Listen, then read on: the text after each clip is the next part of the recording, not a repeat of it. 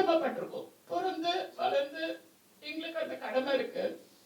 மாமான்ற ஒரு வார்த்தை தாயுடைய தம்பியா நினைச்சு கடைசி வரைக்கும் அவருக்காக அவர் பேசினா, அவர் கோவப்பட்டா, ஏன்னா அவர் ரொம்ப கோபக்கார மனுஷன், அத்தனையா அவர் தாங்கிக்கிட்டு மாமான்ற சொல் எவ்வளவு உண்மையோ ஒரு தாய் மாமனாக என்னுடைய அப்பாவை கன்சிடர் பண்ணி கடைசி வரைக்கும் அவருக்கு செஞ்சது வேற எந்த ஒரு மனிதராலும் செய்ய முடியாத ஒரு விஷயம். இந்த தருணத்துல கண்டிப்பா எங்க குடும்பம் அத்தனை பேரும் எங்க காலகாலமா எங்க குழந்தைங்க இருந்தாலும் அவருடைய குடும்பத்துக்கு நாங்க கடமைப்பட்டிருக்கோம். கலைப்பணி தானு சார் சொன்ன மாதிரி எனக்கே நல்ல ஞாபகம் இருக்கும். இந்த புயல் வரும்போது அப்பா கிட்ட இருந்து கொஞ்சம் பணம் எடுப்பாரு, உடனே தானவங்களுக்கு போன் பண்ணுவாரு, என்ன இருக்குப்பா அதை கொடுப்பான்னு சொல்லுவாரு. ரஜினி சார் கால் பண்ணுவாரு, நைட்டு கால் பண்ணி இந்த மாதிரி அரிசி மூட்டைலாம் வேணும், எல்லாரும் பாதிக்கப்பட்டிருக்காங்கன்னு ஒரு டைம் சொல்லியிருக்காரு. இப்படி தாங்கிட்டே இருக்க பணம் இல்லாத மத்தவங்க கிட்டயும் வாங்கி மத்தவங்களுக்கு நல்ல செய்கிற குணம் வாய்ந்த ஒரு தமிழனா எனக்கு தெரிஞ்சு ஒரு ஆண்மகனா நான் பாக்குறது என் அப்பா. எல்லாருக்கும்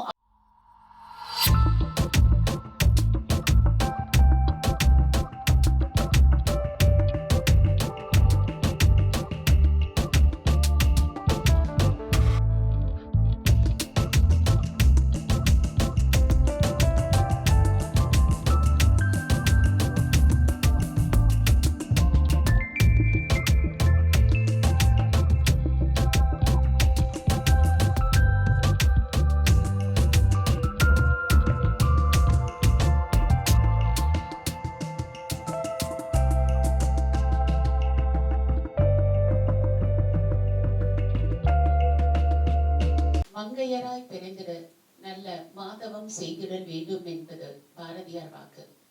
மகளாய் பிறந்திட கே ராஜன் அவர்களை தந்தையாய் பெற்றிட 7 ஜென்மம் தவம் செய்தாலும் எங்களுக்கு கிடைக்காத ஒரு மாபெரும் மாணிக்கம் அவர். எங்கேயோ ஒரு படிச்ச ஞாபகம், everyone can be your father but a real man can be your dad. அப்படிதான் ஒரு உண்மையான மனிதன், ரொம்ப தைரியமான மனிதன்.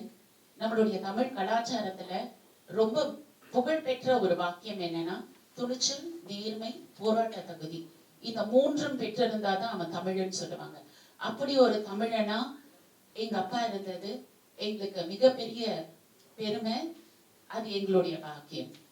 கூட இருந்து டிராவல் பண்ணதுல ஒரு டைமும் அவரை நாங்க பார்த்திருக்கோம். அவருடைய ஒவ்வொரு முயற்சியும் ஓல்டு வாட்ச்மேன் பெட்ல இருந்தாலும் அவருடைய உயிர் இங்க மீரான் சாஹிப் ஸ்ட்ரீட்லயும் ப்ரொடியூசர் கவுன்சில்லயே தான் இருக்குமே தவிர எந்த ஒரு பிரச்சனைக்காகவும் திரைப்படத்துக்காக நைட் ஜோன்ல அது 12 மணி ஆனாலும் எதையும் எதிர்பார்க்காத ஓடி வரக்கூடிய ஒரே ஜீவன் யாருன்னா எத்தனை பேர் கூட இருப்பாங்கன்னு பார்க்க மாட்டாரு, எவ்வளவு பெரிய மேடைன்னு பார்க்க மாட்டாரு. ரொம்ப தைரியமா போராட்ட களத்துல குதிப்பாருன்னு பார்த்தா அவரு என்னுடைய தந்தை என்பது எனக்கு மிகவும் பெருமையான ஒன்று.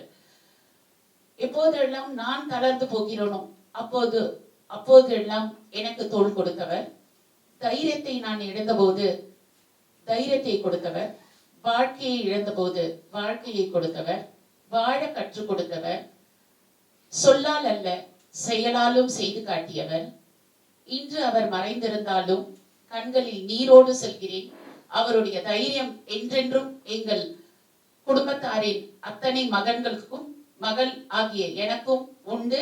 அவர் வழிகாட்டிய அத்தனை பாதையிலும் கண்டிப்பாக நாங்கள் செல்வோம் என்று சொல்லிக்கொண்டு அந்த ஒரு லெட்டர் பேட் பார்த்தேன். அதுல இன்னும் தலைவர் கே ராஜன் மறைந்தாலும் அவருடைய உருவம் இன்னும் எல்லார் மனசுலயும் இருக்குன்றது ரொம்ப பெருமை. அதை விட இப்படி ஒரு வாய்ப்புல நான் சார் ஐஸ்வரி கணேஷ் அவர்களுக்கு ரொம்ப கடமைப்பட்டிருக்கேன். ஏன்னா கூட இருக்க உறவுகள்லாம் நாங்க கடமைப்பட்டிருக்கோம். பிறந்து வளர்ந்து எங்களுக்கு அந்த கடமை இருக்கு.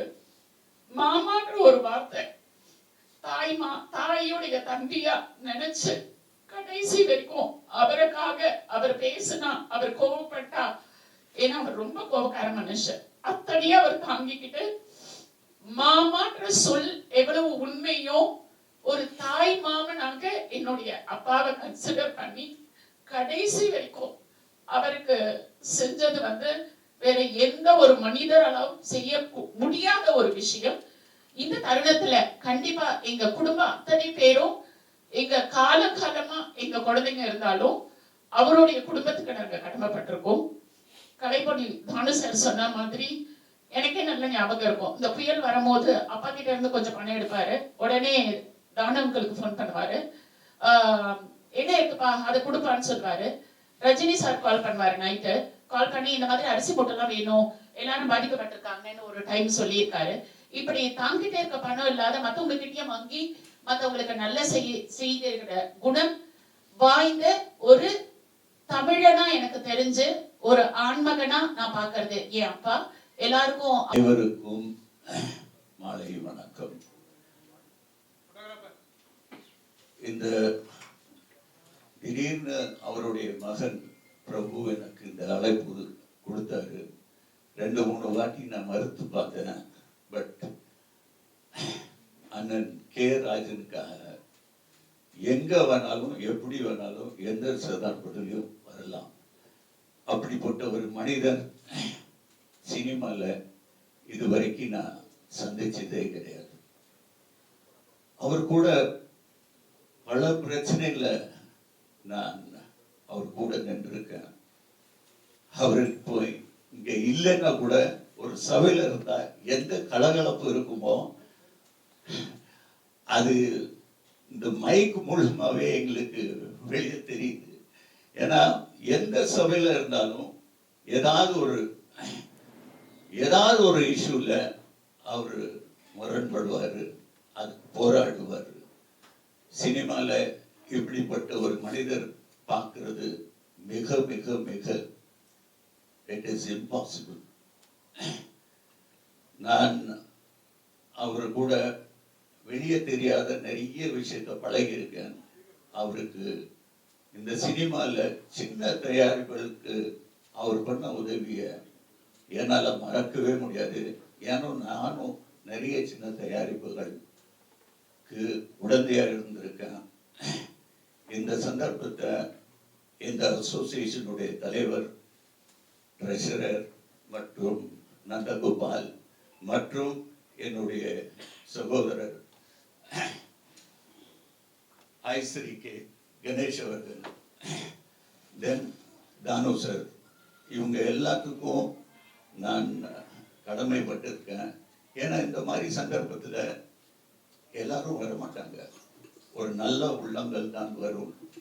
அவங்க ஆத்மா சாந்தி அடையட்டும் மற்றும் அவங்க குடும்பத்தாருக்கு என்னுடைய ஆழ்ந்த ஆழ்ந்த வருத்தத்தையும் அனுதாபத்தையும் கூறிக்கொண்டு இந்த வாய்ப்பு எனக்கு கொடுத்தது மிக்க நன்றி.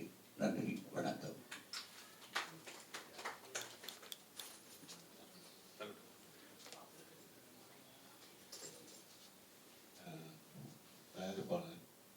தயாரிப்பாளர் அண்ணன் PS தானா அவர்கள் பேசுவார் சார். துன்பமும் துயரமும் ஒரு சேர இருக்கக்கூடிய அரங்கத்தில் கே ராஜன் சார் அவருடைய திரையுலக பயணம் என்பது எத்தனை தடைக்கற்கள் இருந்தன அத்தனையும் தகர்த்தெறிந்தவர். திரையுள் நன்மைக்காக அனைத்து தயாரிப்பு நிறுவனத்திற்கும் சரி, விநியோகத்திற்கும் சரி, திரையரங்கு உரிமையாளருக்கும் சரி, அவர் எடுத்து வைத்த வாதங்களும் விவாதங்களும் எண்ணில் அடங்காதவை, எழுத்தில் அடங்காதவை. அப்படிப்பட்ட மனிதர் அகால மரணம் அடைந்தது திரையுலகத்திற்கு மிகப்பெரிய இழப்பு. இந்த மீரான் சாப் பிரிவில் 72ஆம் வருடத்திலேயே நான் விநியோகராக வலம் வந்தவன். இந்த சங்கம் அமைவதற்கு சிந்தாமணி முருகேசனோடு ஒரு அலுவலகமாக சேர்ந்து மெம்பர்ஷிப் சேர்த்தவன். இங்கே இருக்கக்கூடிய அன்றைய தினத்தில் இருக்கக்கூடிய நாற்காலி, சேர், டேபிள்லாம் நான் தான் வாங்கி போட்டேன். அப்படிப்பட்ட ஒரு சூழலில் அவர் எடுத்து வைத்த வாதங்களை மறக்கவே முடியாது. திருட்டி விசிறிக்காக அவர் பண்ணிய போராட்டங்கள், சட்டை இல்லாமலேயே போராட்டம் பண்ணியவர். அவருடைய துணிச்சல் யாருக்குமே எவருக்குமே வராது. பலமுறை அவரிடம் சென்று அவருடன் உரையாடி இருக்கிறேன். என் எண்ணங்களை வெளிப்படுத்தியிருக்கிறேன்.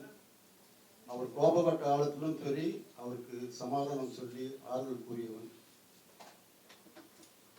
நிறைய தடவை நான் பாம்பு ரோட்டில் அவரை சந்திப்பேன்.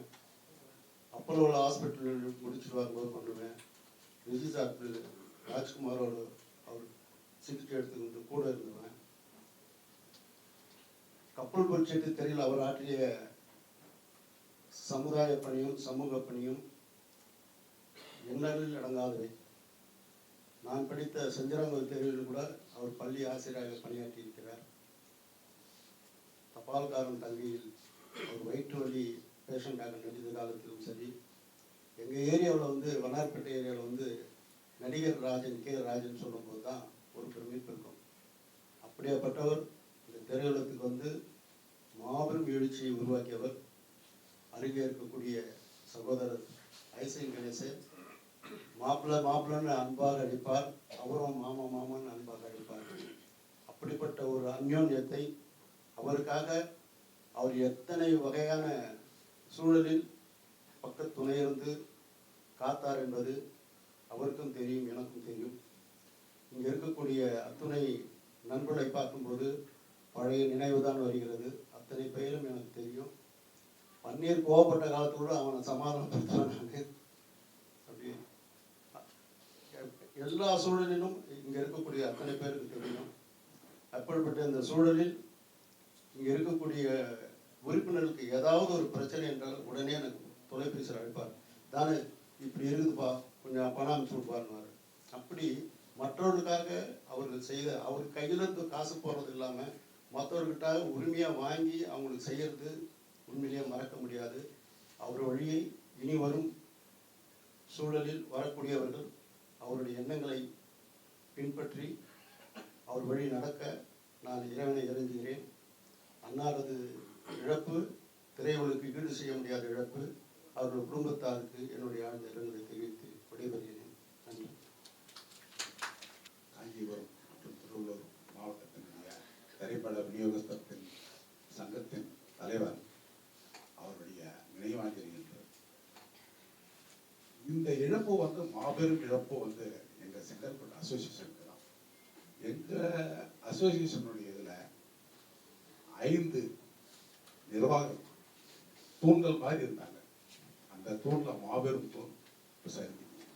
கடந்த வருடம் கலைப்புலி சேகரன் அவரும் இறந்துட்டார்.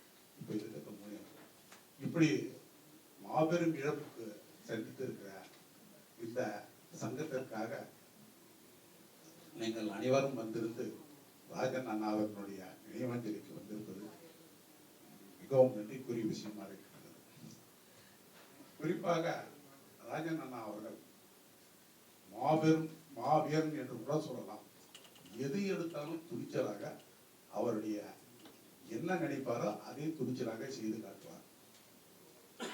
மற்றொரு விஷயம் குறிப்பிட வேண்டும் என்றால், தான் சாருக்கு தெரியும், அதாவது சுதந்திர காற்றை எங்கள் விநியோகஸ்தர்களுக்கு சுவாசிக்க வைத்தது அண்ணன் ராஜன் என்றால் மிகையாக இருக்கார். காரணம் என்றால், ஒரு காலகட்டத்தில் திரைப்பட விநியோகஸ்தர்கள் எலெக்ஷன் என்பது இல்லாமலே இருந்தது.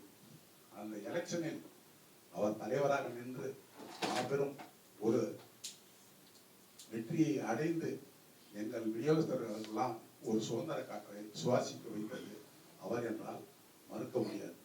மற்றும் அவர் தலைவராக இருந்த வரையில் அவர் எங்களுடைய விநியோகஸ்தர் நலிந்த விநியோகஸ்தர்களுக்கெல்லாம் உதவி செய்ய வேண்டும் என்ற காரணத்திற்காக பென்ஷன் ஸ்கீம் மாதம் 1000 ரூபாய், அதாவது சீனியர் சிட்டிசன்களுக்கெல்லாம் ஒரு ஸ்கீம் கொண்டாந்து அது சிறப்பா அவருடைய சொந்த பணத்திலே செஞ்சார்ன்றது பெரிய விஷயம். ஷார்டேஜ் வர்றப்ப என்ன பண்ணுவாங்கன்னா, ரஜினி சார் கிட்ட ஒரு 5 லட்சம், தானு சார் நீங்க கூட பெருசா கொடுத்துருக்கீங்கன்னு நினைக்கிறேன், ஐயா நீங்களும் பெருசா கொடுத்துருக்கீங்க. அந்த மாதிரி கேட்டதை இவ்வளவு சிறப்பா நடத்தி கொடுத்தது அவருடைய தனிப்பட்ட முயற்சி. அந்த மாபெரும் மனிதர் இன்று நம்மிடம் இல்லை. இருந்தாலும் அவருடைய துணிச்சல், அவர் செய்த செயல்பாடுகள் எல்லாம் இன்றும் இந்த சங்கத்திற்கு இருக்கும். அவருடைய நினைவேந்தல் சமயத்தில் அவருடைய நினைவு படத்தையும் அந்த இடத்தில் வைக்க ஒரு அற்புதமான ஒரு நிகழ்வுக்கு நீங்கள்லாம் வந்திருப்பது மிகவும் பெருமைக்கு ஒரு விஷயமா இருக்கின்றது. வந்திருந்த அனைவருக்கும் எங்கள் சென்னை செங்கல்பட்டு விநியோகஸ்தர் சங்கத்தின் சார்பாக நன்றியை தெரிவித்துக் கொள்கிறேன். நன்றி, வணக்கம்.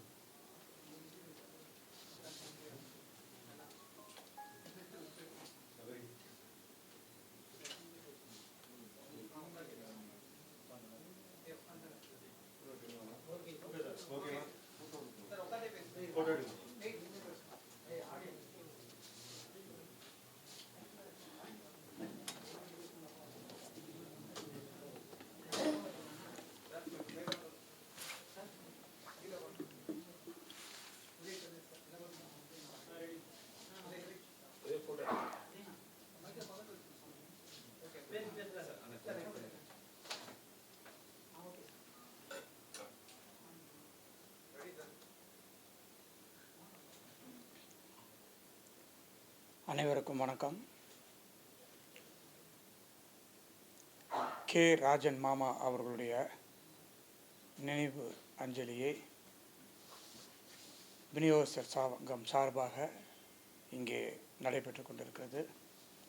இதற்கு சிறப்பு விருந்தினராக எனது அருமை அண்ணன் கலைப்புலி தானு அவர்களும் என்னுடைய அருமை சகோதரர் அருண் பாண்டியன் அவர்களும் என்னுடைய மாமா ராஜன் குடும்பத்தின் சார்பாக பிரபு, சுரேஷ், அவளுடைய மகள் மற்றும் இங்கே வருகை தந்திருக்கிற அனைத்து உறுப்பினர்கள் மற்றும் பத்திரிகையாளர்கள், ஊடக நண்பர்கள் அனைவருக்கும் என்னுடைய முதற்கண் வணக்கத்தை தெரிவித்துக் கொள்கிறேன்.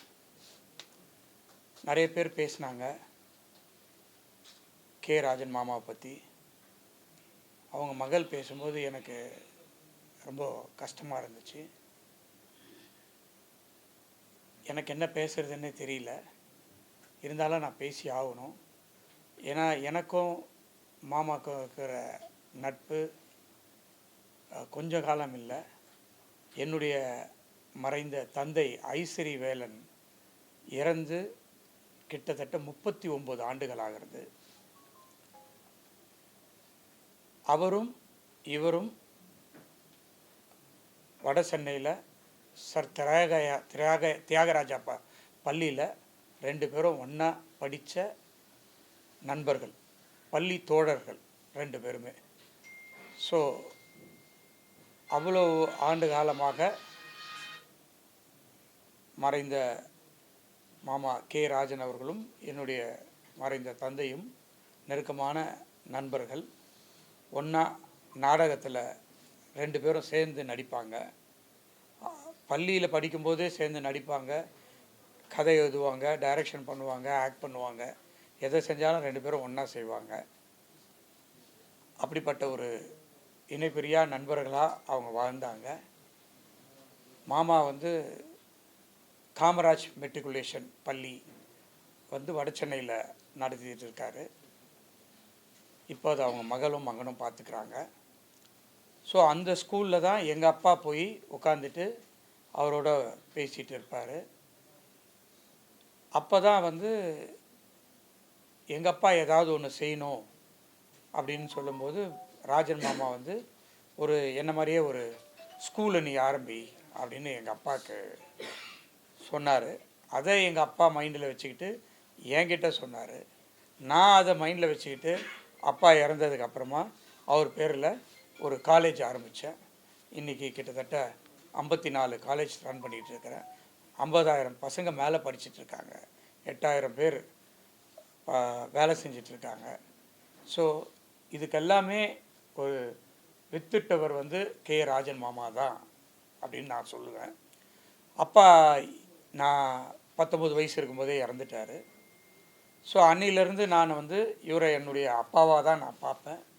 அவர் எதை கேட்டாலும் நான் செஞ்சு கொடுத்துருவேன். எனக்கு அந்த நேரத்தில் கஷ்டமும் இருக்கும், நான் வசதியாகவும் இருப்பேன். பட் இவருக்கு நோ சொல்லவே மாட்டேன். இது வரைக்கும் நான் நோ சொன்னதே கிடையாது. அவர் எது கேட்டாலும் நான் செஞ்சு கொடுத்துருக்குறேன். எப்போ நோ சொல்லுவேன்னா அவர் எலெக்ஷன் நிற்பார், என்னை கேட்காமையே நிற்பார். வேணாமாம்மா எதுக்கு நிற்கிறீங்க அப்படின்வேன். இல்லைடா நான் ஜெயிச்சிடுவேன்டா அப்படின்வார். ஜெயிச்சா சந்தோஷம், தோக்கக்கூடாது நீங்கள், அவ்வளோதான் அப்படின்னு சொல்லிட்டு திருப்பி அதுக்கும் அவருக்கு ஹெல்ப் பண்ணுவேன். ஒரு சிலதில் ஜெயிச்சிருக்காரு, ஒரு சிலது தோற்றுருக்காரு. என்ன ஒரு ஆத்ம திருப்தினா கடைசியில் அவர் தலைவராகவே இறந்துருக்காரு. அதுதான் வந்து ஒரு மனசு திருப்தி. கடைசியில் அவர் இந்த மாதிரி இறந்துருக்கக்கூடாது. ஏன்னா அவரை மாதிரி ஒரு தைரியமானவர் நான் பார்த்ததில்ல. அவரை பார்த்து எனக்கு நிறைய தைரியம் வந்திருக்குது. ஆனால் அவர் போய் இப்படி ஒரு முடிவை எடுப்பாருன்னு நான் எதிர்பார்க்கவே இல்லை. அதை நினச்சி கூட பார்க்கல. அவர் எவ்வளோ பெரிய சர்ஜரிலாம் பண்ணிவிட்டு அதெல்லாம் ரொம்ப அசால்ட்டாக வந்து நின்னார்.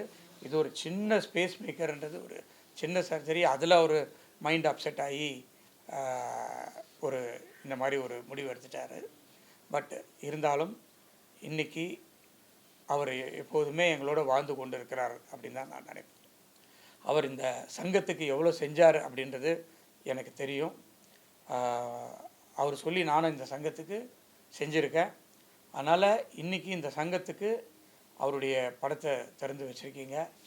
அவர் இல்லை, இருந்தாலும் அவர் இருந்தால் என்ன செய்வாரோ அதை நிச்சயமாக நான் செய்கிறேன் அப்படின்றது இந்த சங்கத்துக்கு நான் சொல்லிக்கொண்டு, எனக்கு இந்த வாய்ப்பை அளித்த அனைவருக்கும் என்னுடைய நன்றியை தெரிவித்து கொண்டு, அவர்கள் குடும்பத்திற்கு என்னுடைய ஆழ்ந்த அனுதாபத்தை தெரிவித்துக் கொண்டு விடைபெறுகிறேன். நன்றி. ராஜன் சார் மாதிரி ஒரு சிறந்த மனிதரை இதுவரைக்கும் நானும் பார்த்ததில்லை, நீங்களும் பார்க்குறதுக்கு வாய்ப்பு இல்லை. ஏன் அப்படின்னா ஒரு ஸ்டேஜ் அப்படின்னா அவர் வந்து நின்னார்னாவே ஒரு பிரமிப்பாக இருக்கும். அது ஆடியோ லான்ச்சாக இருந்தாலும் சரி, வேறு ஏதாவது நல்ல விஷயமா இருந்தாலும் சரி, அவர் வந்து நின்னாவே அவருடைய உயரத்துக்கும் அவருடைய கலருக்கும் எல்லாரும் அவரை பிடிக்கிற அளவுக்கு நடந்து கொள்வார். அவர் என்கிட்ட பேசின டைம் அதிகம், ஆனால் அவர் என்னை வந்து தம்பி தம்பின்னு அழைப்பார். ரொம்ப உரிமையாக என்கிட்ட வந்து தம்பி இப்படி இருக்கிறீங்களா, தம்பி மீட்டிங் வந்துட்டீங்களா அப்படின்னு சொல்லி அடிக்கடி என்கிட்ட பேசுவார். கடைசியாக அவர் இறந்த நியூஸ் வந்து அவருடைய சன் எனக்கு ஃபோன் பண்ணார். சண்டே ஈவினிங் ஒரு 4:30 இல்லை 5 o'clock எனக்கு ஃபோன் பண்ணார். அதுக்கு முன்னாடி அவர் இறக்கிறதுக்கு முன்னாடி அப்போலோவில் அட்மிட் பண்ணியிருக்காங்க. அட்மிட் பண்ணி உள்ளே போகும்போது சுரேஷ் கிட்ட வந்து என் நம்பர் கொடுத்து, இந்த மாதிரி தம்பிக்கு கான்டாக்ட் பண்ணி இந்த மாதிரி ஹாஸ்பிட்டல் அட்மிட் பண்ணிருக்கணும்னு சொல்லி இன்ஃபார்ம் பண்ணியிருப்பா அப்படின்னு சொல்கிறாங்க. அவர் உடனே அவருடைய சன் சுரேஷ் எனக்கு கால் பண்ணி, அண்ணே இந்த மாதிரி அப்பாவுக்கு இந்த மாதிரி ட்ரீட்மெண்ட் பண்ணியிருக்காங்க, அட்மிட் பண்ணியிருக்காங்க, என்னங்க கம்ப்ளைண்ட் அப்படிங்கும்போது பேஸ் மேக்கர் வைக்க போகிறாங்க அப்படின்னு. சரிங்க, அது ஒரு சாதாரண ஆப்ரேஷன், தைரியமாக இருங்க. சரி, நான் பேசணுமே, எப்போ பேசலாம் அப்படின்னு நான் கேட்டேன். இன்னைக்கு தான் ஆப்ரேஷன் ஃபிக்ஸ் பண்ணியிருக்காங்க, நாளைக்கு ஈவினிங் ஒரு 3 o'clock எனக்கு கால் பண்ணுங்கண்ணே அப்படின்னு சொன்னார். அதே சேம் டைம் நான் கரெக்டாக கால் பண்ணேன். அவர் வந்து, அண்ணே நான் இப்போ தான் வாக்கிங் அப்பாவை கூட்டிகிட்டு போயிட்டு நான் வீட்டுக்கு வந்துட்டேன், நாளைக்கு கூப்பிடுங்கன்னார். நாளைக்கு அப்படிங்கிறது அன்றைக்கி ஃப்ரைடே சாட்டர்டே 2 நாள் நான் வெளியூர் போயிட்டு நான் தான் மறந்துட்டேன். நான் பேசியிருந்தேன்னா வெள்ளிக்கிழமையும் சனிக்கிழமையும் தம்பி அப்படின்னு சொல்லி ரொம்ப உரிமையாக என்கிட்ட எல்லா விஷயத்தையும், அவர் எனக்கு தெரிஞ்சு அவர் ரொம்ப வருத்தப்பட்ட விஷயம் ஒன்று தான், அவருடைய மருமகன் இறந்துட்டாங்க. அந்த டைம் ரொம்ப ஆள் உடஞ்சி போயிட்டாங்க. அப்போ அவர் இறந்ததுக்கு நான் வர முடியாமல் நான் ஹோட்டலில் போய் பார்த்தேன். ஹோட்டலில் ரூமில் ஒரு 1 hour பேசியிருந்தேன். அப்போ மருமகன் அப்படின்னு நான் சொல்லவே இல்லை, அவர் எனக்கு மகன் மாதிரி இருந்தார். அந்த மாதிரி ஒரு மருமகன் யாருக்குமே கிடைக்காது சொல்லி எனக்கு ரொம்ப ஃபீல் பண்ணார். அவர் ஃபீல் பண்ணி நான் பார்த்ததில்ல, ரொம்ப ஃபீல் பண்ணி சொன்னாங்க. அவர் சொல்லும்போது எனக்கு ஒரு ஆச்சரியம், அது உண்மையிலே அந்த மாதிரி தானா இல்லை இறந்ததுக்கு அப்புறம் சொன்னாரான்னு நான் விசாரித்தேன். உண்மையில ரொம்ப ஆத்மபூர்வமாக எனக்கு சொன்னார். மருமகன் இல்லை, எனக்கு மகன், எவ்வளோ பிரச்சனை இருந்தது, இருப்பா நான் சால்வ் பண்ணுறேன்னு சொன்னேன், அதுக்குள்ளே அந்த மாதிரி ஒரு துயரம் நடந்து போச்சு அப்படின்னு சொல்லி ரொம்ப ஃபீல் பண்ணார். அந்த ஃபீலிங்லேருந்தே அவர் ஆள் உடைஞ்சிட்டார். நான் பார்த்த வரைக்கும் அவர் முன்னாடி வந்து இருந்த ஹைஜானிக்காக இருந்ததுக்கும் அதுக்கப்புறம் அவருடைய ஒவ்வொரு ஃபோட்டோவும் நான் பார்த்துருக்கேன். நான் எப்போ மீட்டிங் வந்தாலும் மீட்டிங் முடிச்சுட்டு அவர்கிட்ட போய் பார்த்து ஒரு 1/2 மணி நேரம் பேசிட்டு போனதான் ரெகுலராக நான் பண்ண ஒரு ப்ராக்டிஸ். அது எல்லாருக்கும் தெரியாது, பட் நான் ரெகுலர் அவரை பார்த்துட்டு தான் நான் போயிருக்கேன். கடைசியாக நான் பேசுனது வந்து இப்போ முதலமைச்சராக இருக்கிறவங்க ஜெயிச்சதுக்கு அப்புறம் நம்ம ஃப்ளெக்ஸ் வைக்கணும்னு சொல்லி நான் ஃபோன் பண்ணி பேசுனதான் கடைசியாக. ஆப்ரேஷன் முடிஞ்சு வெளியில் வந்து நான் பேசணும்னு ட்ரை பண்ணேன், ஆனால் சுரேஷ் வந்து வெளியில் வந்ததுனால என்னால் பேச முடியல. அன்னைக்கு பேசியிருந்தா எனக்கு இன்னும் ரொம்ப திருப்தியாக இருந்திருக்கும். பட் அவர்கிட்ட நான் கடைசியாக பேச முடியல வருத்தம் எனக்கு இப்போ வரைக்கும் இருக்குது. அவரை மாதிரி ஒரு சினிமா இண்டஸ்ட்ரியில் மிகவும் ரொம்ப நேர்மையான, துணிவான, உயர்வான மனிதனை நம்ம பார்க்கவே முடியாது. அந்த மாதிரி மனிதன் நம்மளை விட்டு போனது மிகவும் வருத்தத்துக்குரியது. அதை சார்ந்து வாழ்ந்து இருக்கும் நம்மளும் அவர்கள் குடும்பங்களுக்கும் இறைவன் நல்ல சுகத்தையும் நல்ல வாழ்க்கையும் தருமாறு இறைவனை வேண்டிக் கொள்கிறேன். இங்கு வந்திருக்கும் அனைவரும் பிஸியான அவர்கள் நம்மளுடைய அழைப்பை ஏற்று வந்திருக்கும் இந்த மூவர்களுக்கும் நன்றி கடன் பட்டிருக்கோம். மிக்க மிக்க நன்றி. Thank you.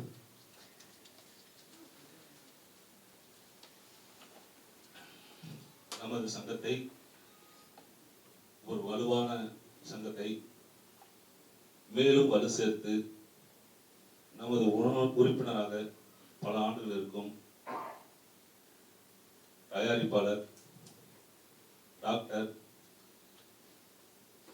Ishari K Ganesh sir அவர்களை இந்த பேசுமாறு அழைக்கிறேன். இந்த நிகழ்ச்சியை இவ்வளவு சிறப்பாக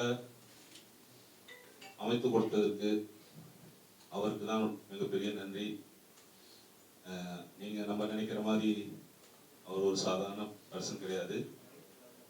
நம்மளுடைய மெம்பரும் தாண்டி நமக்காக நேரம் ஒதுக்கி நம்ம சங்கத்துக்கு மேலும் வலு சேர்க்க வந்திருக்கிறார்.